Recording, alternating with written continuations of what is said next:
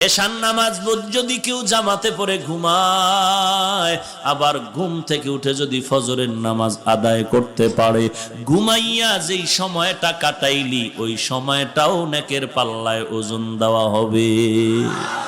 মাকুন সুসুতি নামাজে পাঞ্জে গানা ফাওয়াইলুল লিল মুসাল্লিনাল্লাযিনা মুমিনারা ইনামাজে ইমদাদে দা ইস্তাঈনু আয়াতে কুরআন ওয়াখা আয়াতে কদ আফলাহারা ইয়াদিকুন গৌর কুন্দর মানিয়াজ দিল সাদিকুন ওয়ামান আহসানু কাওলাম মিম্মান দাআ ইলাল্লাহ ওয়া আমিলা সালিহান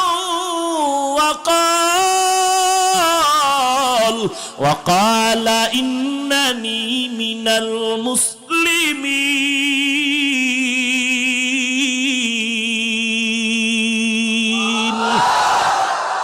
আয় বেরাদার দূরে বাসা জিয়ারে বদ ইয়ারে বদ বদ তরবুয়াদাজ মারে বদতন হাতরা বর যা জানাব ইয়ারে বদ বর জানে ইমানত জানাব। আল্লাহর দিকে ডাকে বান্দা আয় আমার দলে আসো। না না, তুমি আল্লাহর গোলামি করো, নবীর সুন্নত মানো, নবীর তরিকা মতে চলো, নামাজ পড়ো, পর্দা করো, হালাল খাও, দস্তারখান খাও, টুপি বড়, দস্তারখান বিছাইয়া খানা খাও, চেয়ার টেবিলে খাইও না, নবীর সুন্নত না। সমতল জমিনে দস্তারখানা বিছায় খানা খাও, নবীর সুন্নত। খানার আগে একটু নুন হালকা মুখে দাও, সুন্নত। খানার মধ্যে আসন ছাড়া 3 তরিকায় বসো, সুন্নত। এরপরে খানা পড়ে গেলে উঠাইয়া খাও, সুন্নত। খানার আগে বিসমিল্লাহি ওয়া আলা বারাকাতিল্লাহ বলো, সুন্নত। খানার আগে বিসমিল্লাহ বলো, সুন্নত। পানি পান করো তো 3 শেষে পান করো, সুন্নত। ডান দিক দিয়া খানাটা শুরু করো, বিসমিল্লাহ বলে, সুন্নত। এই যে সুন্নত গুলো শিখায় চরমনাই তাবলীগওয়ালারা, এর নবীর উম্মতের দল। এরা গাঞ্জা শিখায় না, গাঞ্জা খাওয়া শিখায় না, নামাজ শিখায়, পর্দা শিখায়। এরপরও আল্লাহর বান্দাদের নিয়ে 24টা ঘন্টা কান্নায় বিভোর হয়ে থাকে।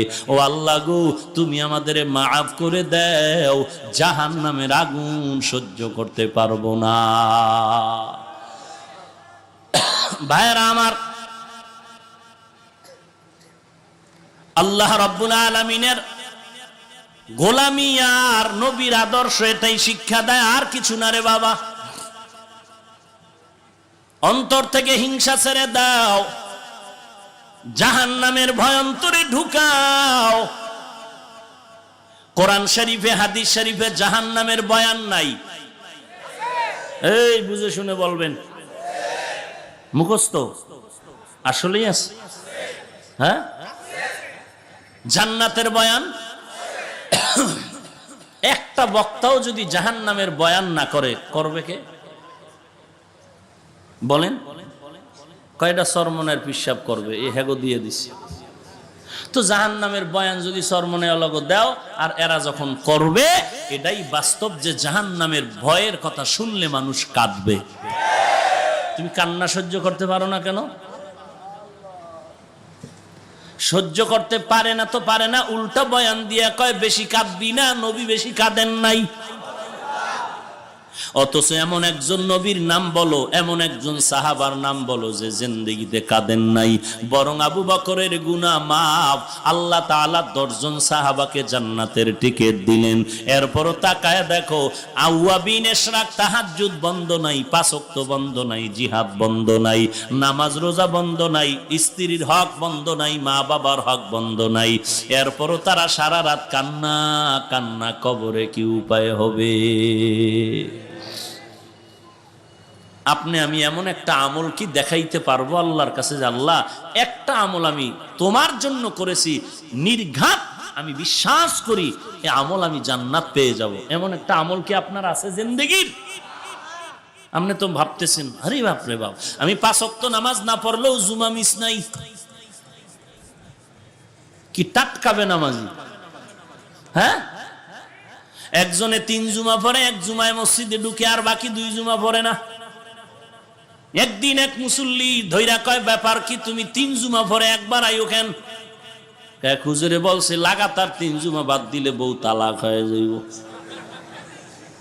তালাক ঠেকানোর জন্য মসজিদে হাজির হয়ে যায়। আমি বলি, যারা 5 ওয়াক্ত নামাজ পড়ে না, শুধু জুমা পড়ে, তারা ফুল বেনামাজি। নবীজি পড়ছেননি 5 ওয়াক্ত? বছরে কয়বার? হ্যাঁ, প্রতিদিন কয়বার? আরো জোরে বলেন। একটুখানি নেকের তরে রোজ হাসরের মাঠেতে, বাবা ঘুরবে ছেলের পিছে, ছেলে বাবার আগেতে। আহাতে মন কঠিন দিনেতে, নামাজ তোমায় ভুলবে না, ঠিক মতো পড়িলে নামাজ জান্নাত তোমার ঠিকানা। ঘুমের চেয়ে নামাজ ভালো, আর তুমি ঘুমাইও না, ঠিক মতো পড়িলে নামাজ জান্নাত তোমার ঠিকানা।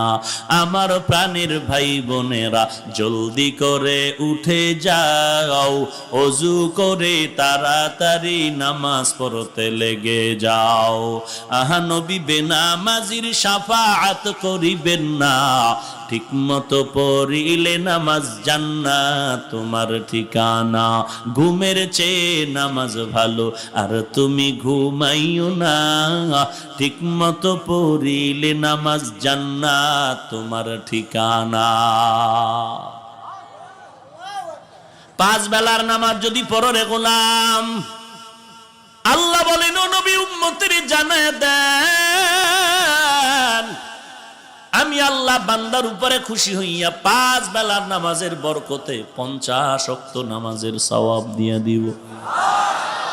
আপনার উম্মতের জানায় দেন, এশার নামাজ যদি কেউ জামাতে পড়ে ঘুমায়, আবার ঘুম থেকে উঠে যদি ফজরের নামাজ আদায় করতে পারে, ঘুমাইয়া যেই সময়টা কাটাইলি, ওই সময়টাও নেকের পাল্লায় ওজন দেওয়া হবে। মাকুন সুসুতি নামাজে পাঞ্জে গানা, ফাওয়াইলুল লিল মুসাল্লিনাল্লাযিনা মুমিনারা ইনামাজে ইমদাদে দা ইস্তাইনু। আয়াতে কুরআন আয়াতে কদ আফলাহারা ইয়াদিকুন গৌর কুন্দর মানিয়াজ দিল সাদিকুন। আল্লাহ তাআলার নবীর উপরে কোরআন নাজিল হলো 40 বছরের পরে। দীর্ঘ 40 বছর নবী কি করলেন বলে, বাইতুল্লাহ থেকে একটু দূরে একটা পাহাড় আছে, হেরা পাহাড়, হেরা গুহা, গারে সৌর। নবী ওখানে গিয়া পাথরের পথ পেরিয়ে, জঙ্গল পেরিয়ে গিয়া আমার নবী ওখানে বাইতুল্লাহর দিকে ফিরে ফিরে আল্লাহর ধ্যানে সময় কাটাতেন। একদিন, 2 দিন, 3 দিন, 1 সপ্তাহ নবী আসেন না। আম্মা জান খাদিজাতুল কুবরা রাদিয়াল্লাহু তাআলা আনহা, নবীর মুহাব্বত। ওই মহিলা মানুষ, রাস্তা নাই, এখন তো রাস্তা এসি লাগানো, হেরা গুহায় উঠার জন্য সিঁড়ি, উপরে দোকান, তখন তো কিছুই নাই। এত কষ্ট করে করে আম্মা জান খাদিজা ওই পাহাড় বেয়ে অনেক উপরে উঠে আম্মা জান খাদিজা নবীর কাছে গিয়া গর্তের ভেতরে নেমে নাস্তা পৌঁছায় দিতেন। আল্লাহ তাআলা যখন কোরআন অবতীর্ণ করবেন, জিবরাইল আলাইহিস সালামকে পাঠালেন। নবী হেরা গুহার মধ্যে ধ্যানে মগ্ন আছেন। জিবরাইল আমিন আসলেন, রাহমাতুল লিল আলামিনকে দাঁড় করালেন। দাঁড় করানোর পর জিবরাইল আমিনের সিনার সাথে রাহমাতুল লিল আলামিনের সিনা মোবারকটা লাগায় দিলেন। সিনা মোবারকটা, এই যে গজবের মোবাইল, এত কচু দিলাম, এই সারা বাংলাদেশে আমার মতো এই মোবাইল নিয়ে আর কে বলে? এরপরও লজ্জা শরম না থাকলে আর কি করা। এজন্যই তো নবী বলেন লা ঈমান আলিমান লা হায়া আলা, যার হায়া নাই তার লজ্জা, তার ঈমান।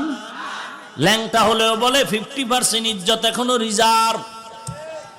কেমন বেহায়া।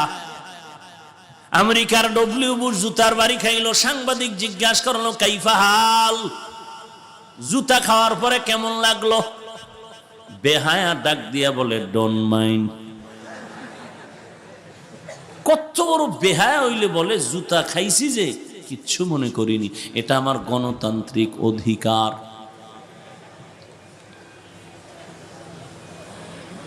ভাইরা আমার, কত জিন্দেগি নষ্ট করে ফেললো এই মোবাইল, চরিত্র নষ্ট করে ফেললো, মা বাবা সন্তানের মাঝখানে ফাটল সৃষ্টি করলো মোবাইল, স্বামী আর স্ত্রীর মাঝে ফাটল তৈরি করলো মোবাইল, তাজা তাজা যুবকের প্রাণটা অকাতরে বিলায়ে নিল এই মোবাইল। আপনারা বলবেন কি হুজুর আপনি চালান না? আমি মোবাইল চালাই না, মোবাইল আমারে চালায়, মোবাইল আমাকে চালায়। তার মানে কি আমি মোবাইলের গোলাম না, প্রয়োজনে মোবাইল আমার গোলাম। আল্লাহর ভয় নিয়ে চলো রে বান্দা, রাস্তা দুইটাই খোলা আছে, মন্দিরও খোলা মসজিদও খোলা, ডুববি কই তোর ব্যাপার। মোবাইলটা ওপেন করবি, ডানেও রাস্তা আছে বামেও রাস্তা আছে, ডানে ঢুকবি কোরআন তেলাওয়াত বয়ান, বামে ঢুকবি নর্তকীর নাচ গান। এবার কোথায় ঢুকবা তোমার ইচ্ছার উপরে নির্ভর। মোবাইল যারা অল টাইম চালাও, ডাক্তার দেখাও। এই ফরাজি হাসপাতালের ভাই আছে, ফ্রি চিকিৎসা। তোমার যৌবন ড্যামেজ হয়ে গেছে, কিডনির উপরে গজব, এইসব মোবাইলের কারণে চোখের পাওয়ার শেষ, যৌবন শেষ।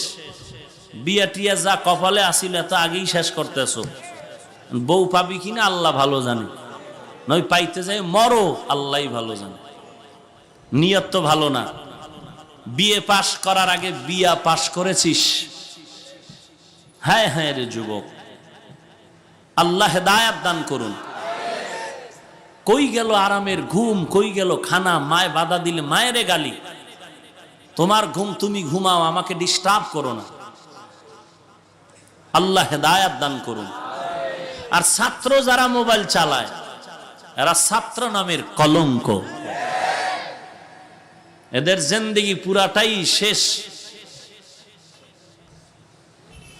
এরাই এক সময় শিক্ষকের বিরুদ্ধে আন্দোলন করে, এরাই শিক্ষকের বরদোয়া নিয়ে রাস্তায় ঘুরে। একটু আগেও বলেছি, মানুষের জিন্দেগির মূল পাওয়ার আদবের ভেতরে।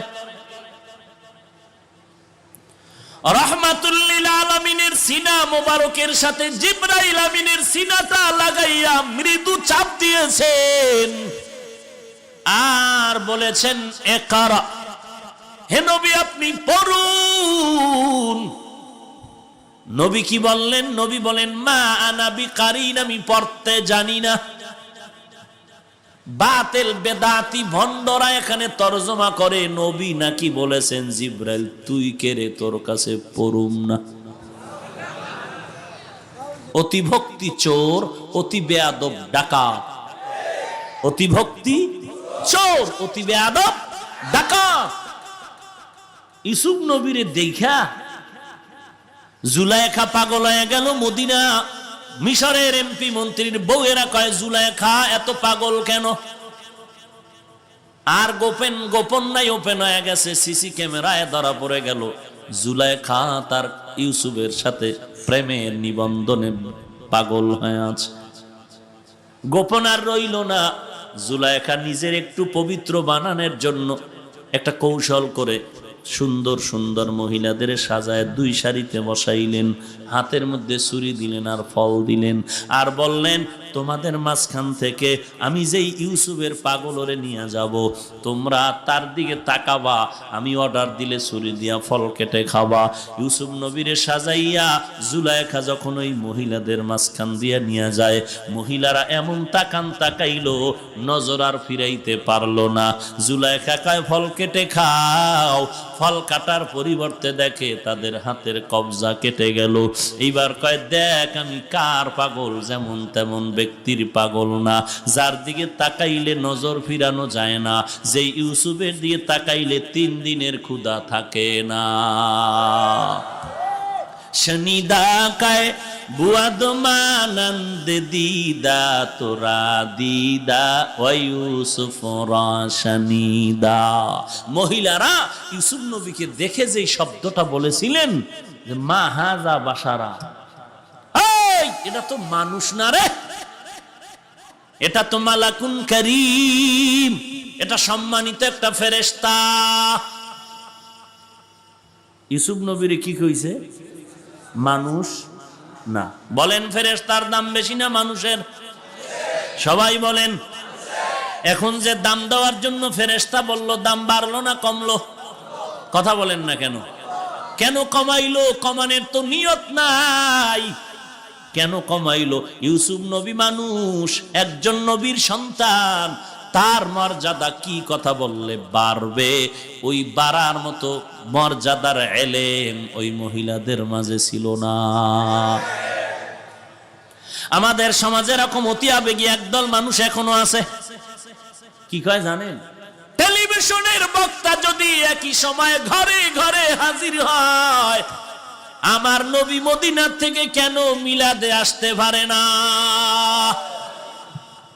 এটা কোরআন শরীফের কত নাম্বার আয়াতের তাফসীর? হ্যাঁ, আমার নবী কি টেলিভিশনের বক্তার মতো? সম্মান কমাইলো না বাড়াইলো?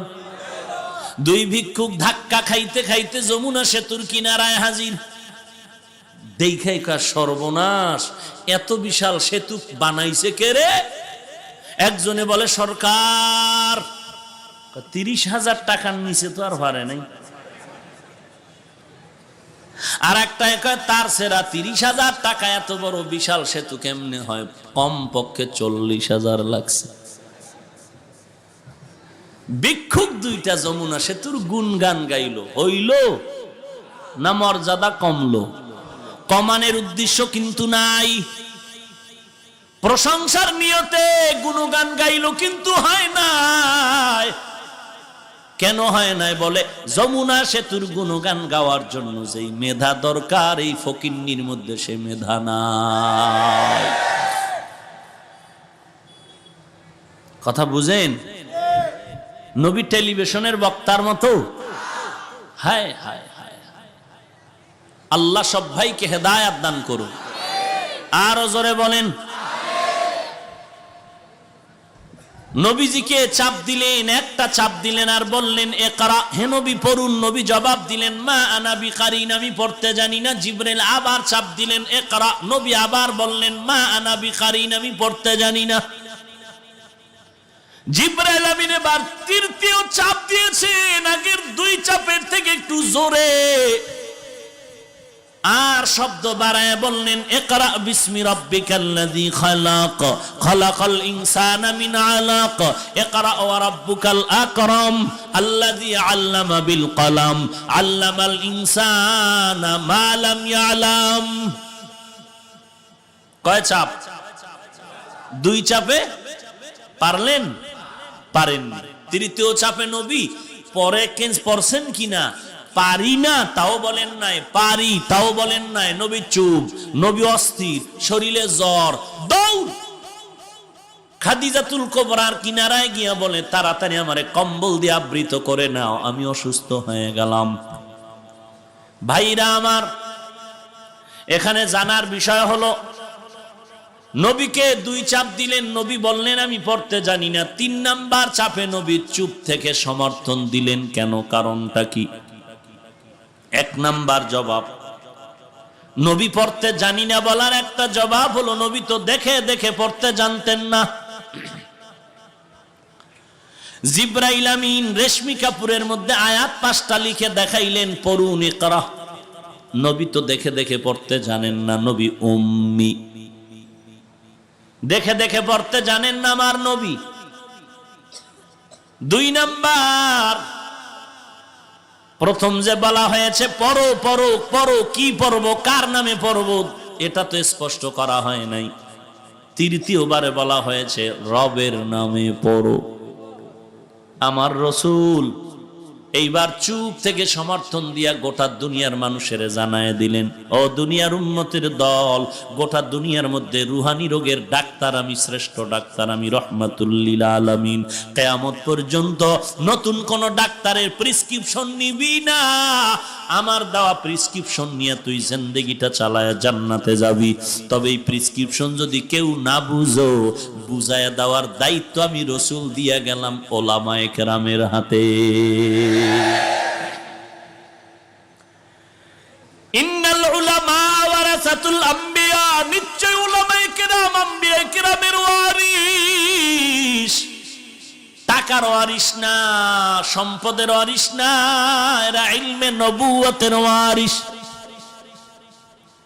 নবী জানেন কিয়ামত পর্যন্ত আমি থাকবো না, আমার আবু বকর সাহাবারাও থাকবে না।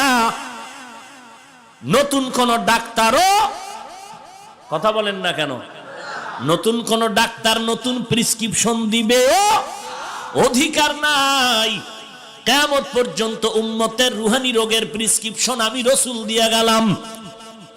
এই প্রেসক্রিপশনটা দেখে দেখে ওলামায়ে কেরাম উম্মতের ঔষধের নিয়ম শিখাবে, উম্মতের ঔষধ সেবন করবে, রোগ ভালো হয়ে যাবে। আল্লাহর নবী শিখায় দিলেন, আরে উম্মতের দল, জিবরাইল আমিন চাপ দিয়া নবীকে বুঝাইলেন। 2 চাপে নবী পারলেন না, 3 নাম্বার চাপে নবী পড়লেন বা সমর্থন দিয়া বুঝাইলেন। আমাকে 2 চাপে বলা হয় নাই কি পড়বো, কার নামে পড়বো, 3য় চাপে বলা হলো রবের নামে পড়বো। আমি তো রবের বড় ভক্ত, কারণ 40 বছর হেরা গুহার মধ্যে ফাঁকে ফাঁকে আইসা আল্লাহর সাথে মোলাকাতের ধ্যান করেছি, তাআল্লুক তৈরি করেছি। যখন বলল আমার রবের নামে পড়ার কথা, আমি রসুল সমর্থন দিয়ে জানায় দিলাম, নতুন করে আর সবক নেওয়ার দরকার নাই। কিয়ামত পর্যন্ত উম্মতের দল শিখে রাখ, এই জমিনে যত লেখাপড়া দেখবি রবের নামের পড়াটাই পড়বি, এই পড়া ছাড়বি না। জমিনের মধ্যে লেখাপড়া 2 প্রকার। কয় প্রকার? একটা হলো রবের নামের পড়া, আর একটা রবের নাম ছাড়া পড়া। লম্বা চওড়া আলোচনা, 3টা চাপ নবীরে দিলেন কেন? আল্লাহ তো নবী যখন কোরআনের আয়াতগুলো জিব্বা মোবারক নারায় নারায় মুখস্থ করতে চাইছিলেন, আল্লাহ নিষেধ করে বললেন, লা তুহাররিক বিহি লিসানাকা লিতাজালা বি, ইন্না আলাইনা জামাআহু ওয়া কুরআনা। ও নবী, জিব্বা নারায়া তাড়াহুড়া করার দরকার নাই, আমি আল্লাহ আপনার সিনার মধ্যে পুরা কোরআন জমা করে দিব। তো নবী তো, আল্লাহ তো বললেন জমা করে দিব, এমনিই তো দিতে পারতেন। জিবরাইলের দিয়ে জোরে চাপ দিলেন কেন? নবীর জ্বর উঠায় দিলেন কেন? নবীকে অসুস্থ করলেন কেন?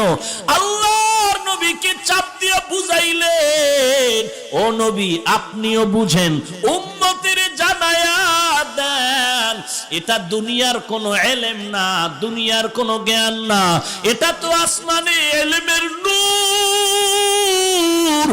ইলমের নূর এত পাওয়ারফুল নূরের ইলম যদি কেউ নিতে চাও, মখমলের চাদরে ঘুমাইয়া পাবি না। এই ইলম নিতে হলে চূড়ান্ত কষ্ট করতে হবে। ইলমেরা এজাজো করদন বেহিসাব, খলকেরা দাদন জওয়াবে বাসওয়াব, হক না দারদ দোস্তে খলকা জারে রাহ, নিস্তে ই খসলত একে দিনদারে রাহ। এই জন্য আমাদের মাদ্রাসাগুলোর কি হালাত, টিনের ঘর, বাথরুম মাত্র 5টা, ছাত্র ঘুমানোর জায়গা নাই, খানা নাই, চাল ডাল দেয় শেষ, আবার ফিকির চাল ডালের, বাথরুমে কষ্ট, গোসলে কষ্ট, ঘুমে কষ্ট। সেই টিনের ঘর থেকে 3 তলা বিল্ডিং হইছে, এরপরও কষ্ট। বাথরুম হইছে 50টা, এরপরও বাথরুমে কষ্ট। ছাত্র বেড়ে গেল, ঘুমের জায়গায় সমস্যা। এবার বিল্ডিং হইছে 5 তলা, এরপরও কয় আরো লাগবে। এই মাদ্রাসা এমন একটা সম্পদ, কিয়ামত পর্যন্ত দিতে থাকবা, শেষ করা হবে না। দৈনন্দিন গরু খাওয়া যায় না, মুরগি খাওয়া যায় না, ডাউলের পানি, কম্বল চারি, এত কষ্ট, এত কষ্ট। আর সাধারণ গরিব ফ্যামিলির সন্তানেরা তো মাদ্রাসায় পড়ে। এই কষ্ট দিয়া আল্লাহ জমিনের মধ্যেই নিজাম কায়েম রাখলেন। বেশি আরাম প্রিয় হইও না।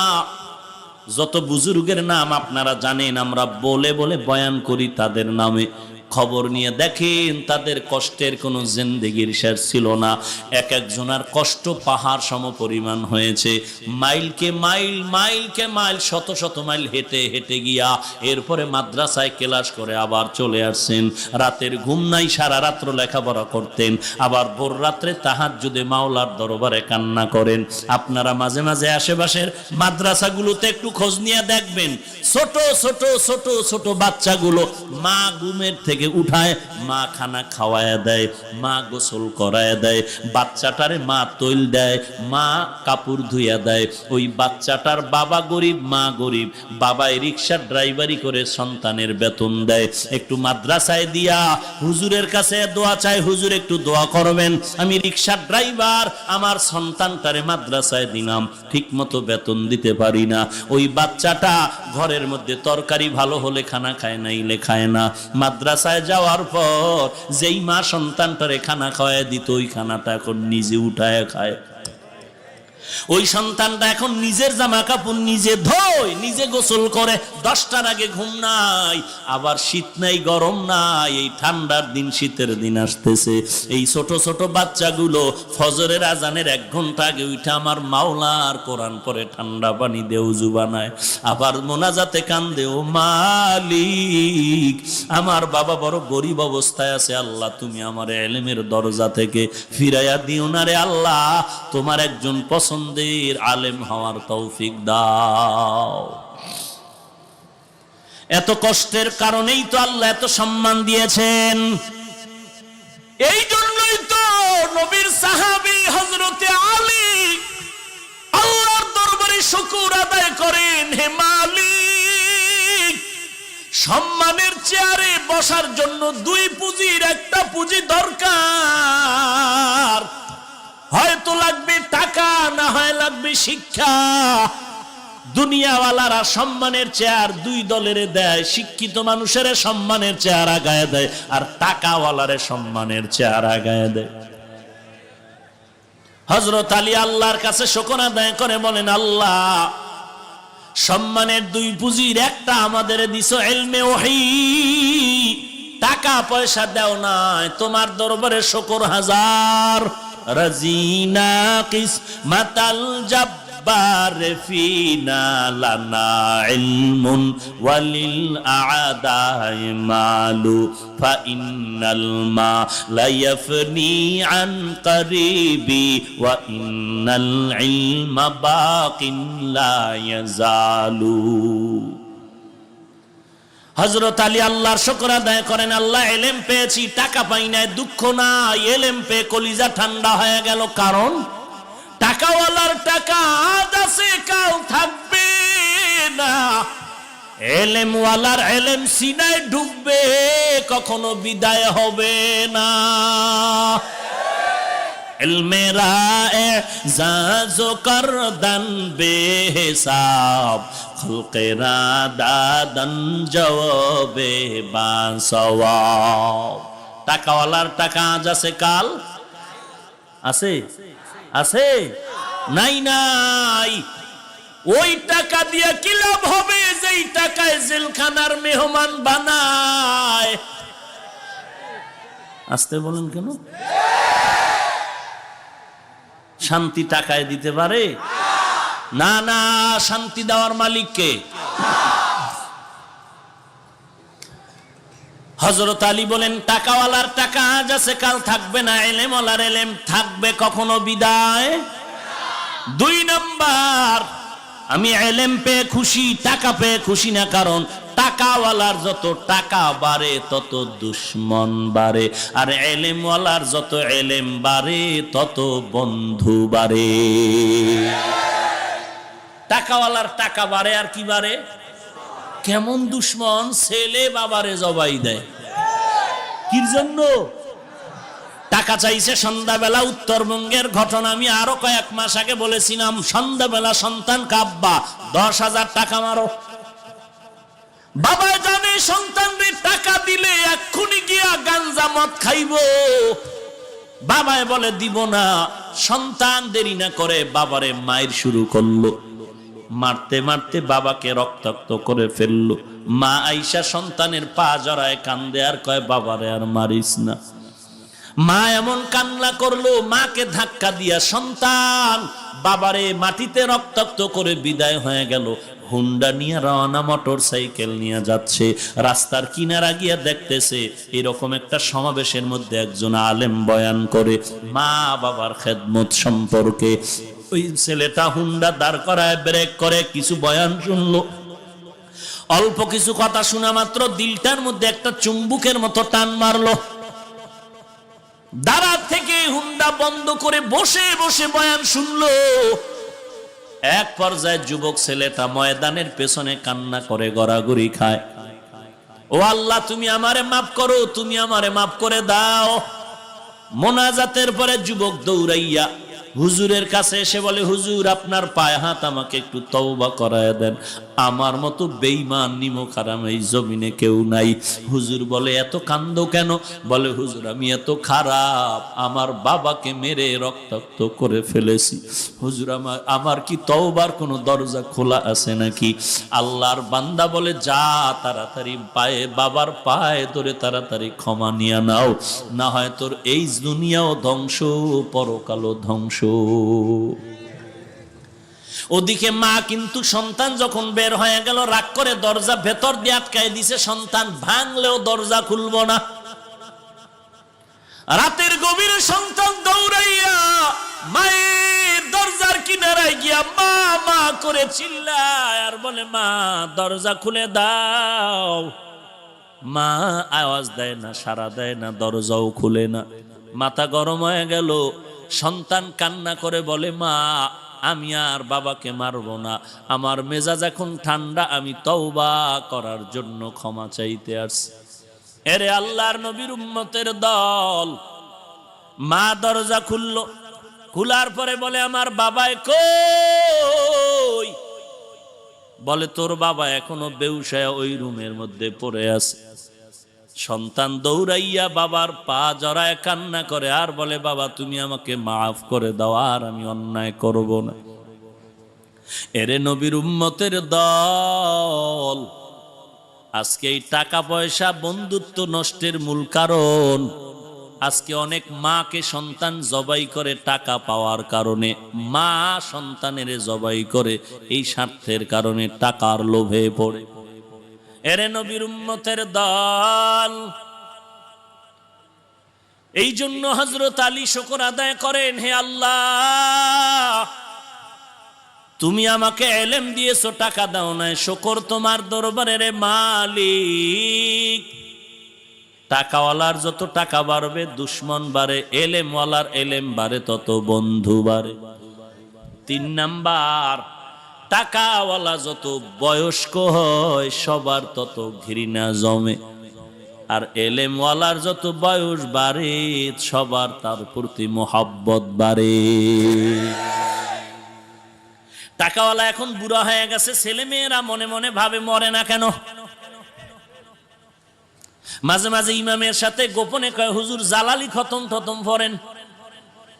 এই বুড়া বাবারে আর কত টানুম, মরে গেলে ভালো হয়ে যায়।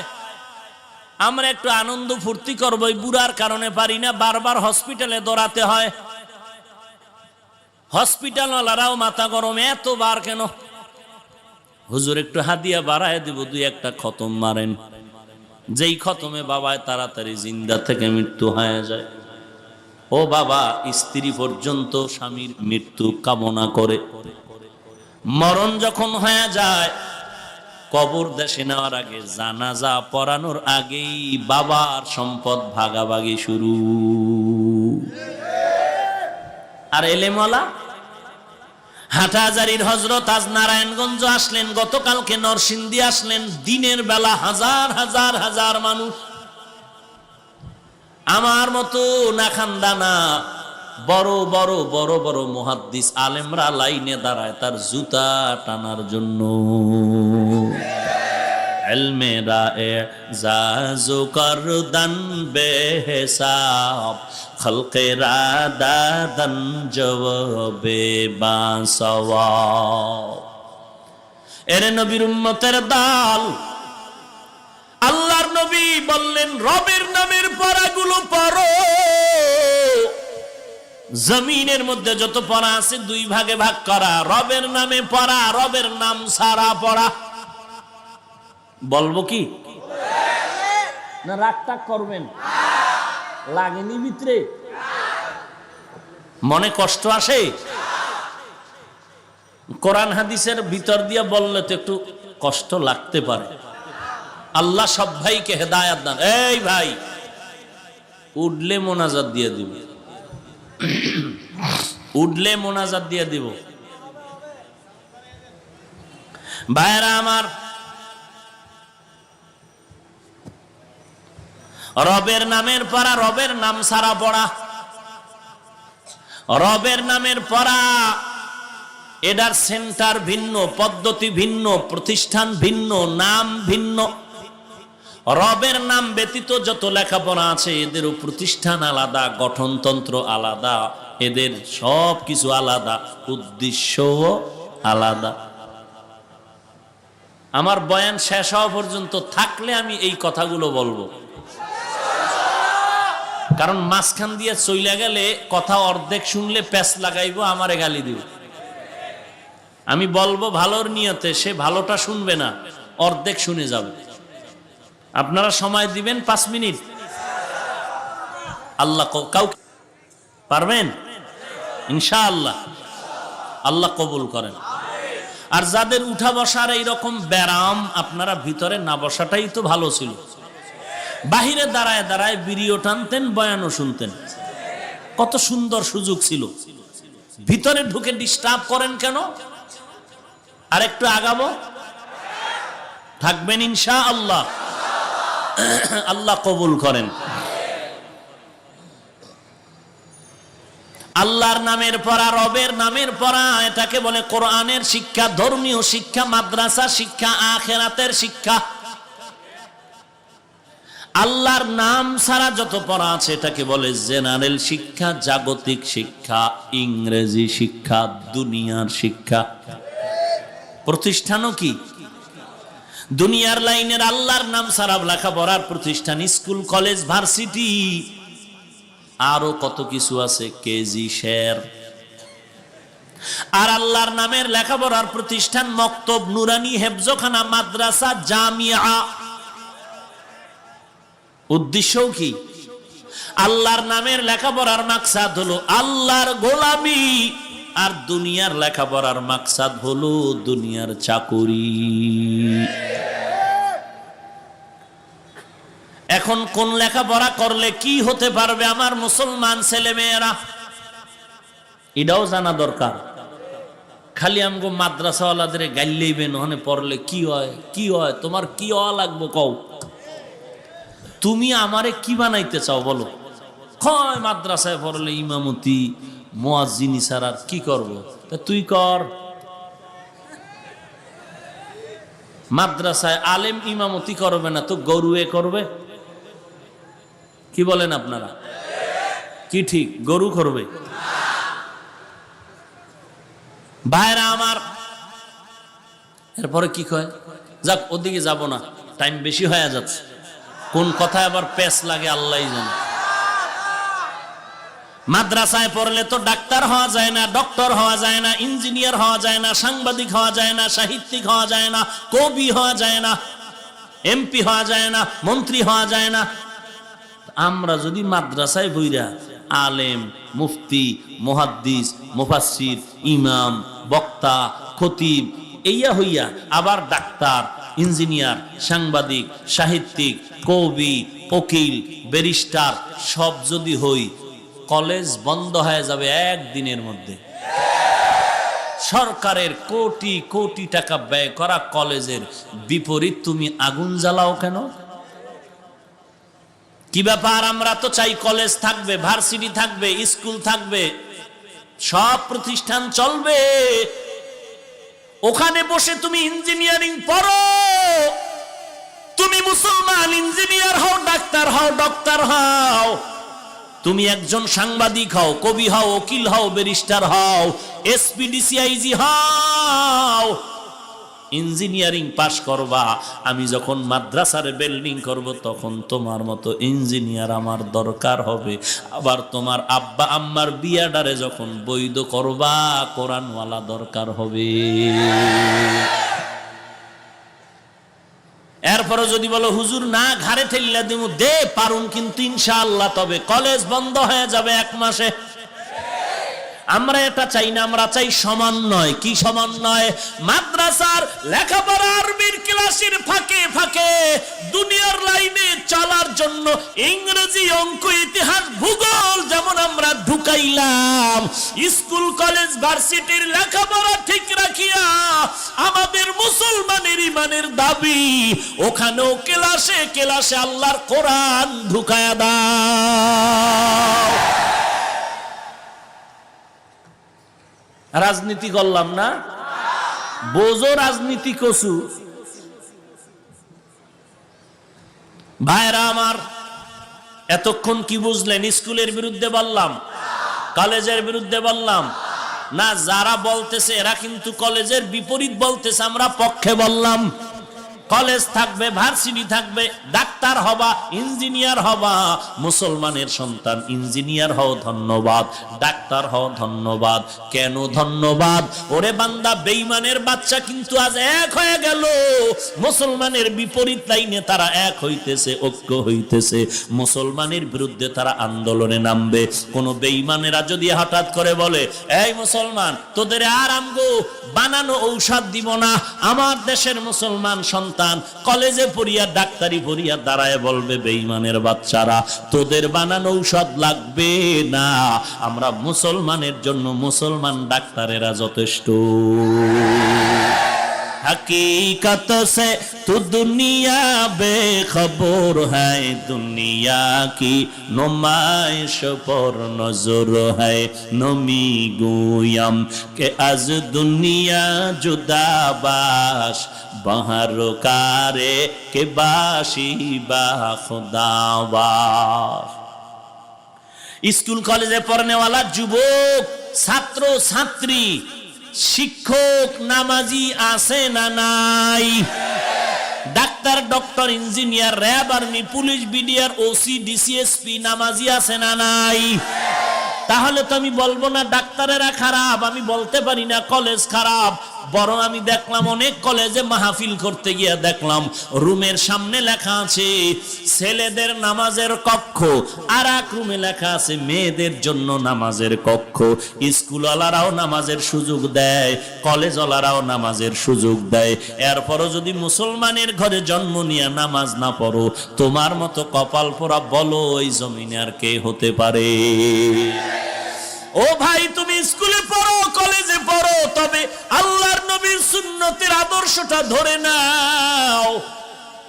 আমি বলি না তুমি মাদ্রাসায় পড়ো রে বাবা, যে লাইনে থাকো থাকো, আল্লাহর দরবারে তওবা করে জিন্দেগিটা সুন্দর করো, নামাজ পড়ো, পর্দা করো, মা বাবার খেদমত করো, আলেম ওলামাদের সম্মান করে তাদের কথা মেনে চলো, সহিভাবে কোরআনটা শিখো, 5 বেলার নামাজ পড়ো, মা বাবার খেদমত করো, দেশের পক্ষে জাতির পক্ষে কাজ করো, বিরোধিতায় কাজ করিও না। আর আল্লাহর কাছে তওবা করো। বলবা হুজুর এটা কেমনে সম্ভব? আমাকে প্রশ্ন না করে তোমার ডানে বামে তাকায়া দেখো, তোমার মতো যুবক সন্তান ড্রাইভারি করে নামাজ ছাড়ে না, তোমার মতো যুবক স্কুল কলেজে পড়ে নামাজ বাদ দেয় না, তোমার মতো যুবক র্যাব আর্মি পুলিশের চাকরি করে নামাজ বাদ দেয় না, তোমার মতো যুবক কোটি কোটি টাকার মালিক একটা টাকাও হারাম খায় না, 5 ওয়াক্ত নামাজ বাদ দেয় না, তুমি কেন পারবা না? আসলে কপাল পুড়ে গেছে, জাহান্নামের ভয় অন্তরে এখনো আসে নাই। তুমি আমাকে বুঝাবার চেষ্টা করো হুজুর, বলছেন কথা ঠিক, কিন্তু টুপি পরলে মাথা গরম হয়ে যায়, দাড়ি রাখলে যৌবনের ভাব নষ্ট হয়ে যায়, লম্বা জামা পরলে শরীরটা আটকা আটকা মনে হয়। তুমি বুঝেছো, আমি বুঝি নাই, ব্যাপারটা এমন না। আজকে তোমাকে পায়ে ধরে ধরে বলি বাবা টুপি মাথায় দাও, অথচ তুমি দিতে চাও না। আর আমাকে যদি কেউ কোটি কোটি টাকা দিয়ে কয় হাফিজ ভাই টুপি ফালায় দাও, দাড়িটা কাটিয়া দাও, আমি বলার আগে তোমার অন্তর কি বলে? টাকার লোভে আমি দাড়ি টুপি ফালায় দিব নাকি? এইবার তুমি একটু চিন্তা করো, তোমার পায়ে ধরে বললাম টুপি পরতে, তুমি রাজি হও না, আর আমারে কোটি টাকার লোভ দেখাইলো আমি টুপি ফেলতে রাজি হই না। কারণটা কি? কারণ আর কিচ্ছু না রে বাবা, আল্লাহর কোরআন পড়লাম, নবীর হাদিস পড়ে দেখলাম একটা কথাও মিথ্যা নাই। গুনাহ নিয়া কবরে গেলে জাহান্নামের আগুন, গুনাহ নিয়া কবরে গেলে 2 পার্শ্বের মাটির চাপ হবে। ওরে বান্দা, জমিন থেকে 9,30,00,000 মাইল উপরে সূর্য, রাতের বেলা সূর্য নাই, তারপরে তো গরমে তো ঘাম সহ্য করা যায় না। এরে আল্লাহর বান্দা, কেউ যদি আমার হাতে একটা বেতের বাড়ি দেয় আমি সহ্য করে নিতে পারি না।